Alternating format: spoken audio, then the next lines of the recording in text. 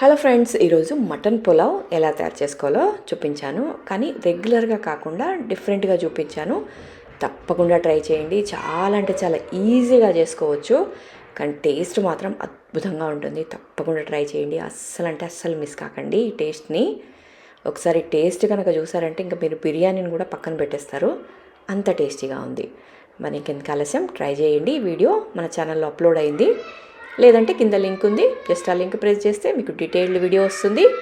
తప్పకుండా ట్రై చేసి టేస్ట్ ఎలా ఉంది అనేది కూడా కమెంట్లో షేర్ చేసుకోండి. ఇక మరిన్ని వీడియోస్ కోసం ఛానల్ని మాత్రం సబ్స్క్రైబ్ చేసుకోండి. చాలామంది సబ్స్క్రైబ్ చేసుకోకుండా చూస్తూ ఉన్నారు, సో ప్లీజ్ అండి సబ్స్క్రైబ్ చేసుకొని చూడండి.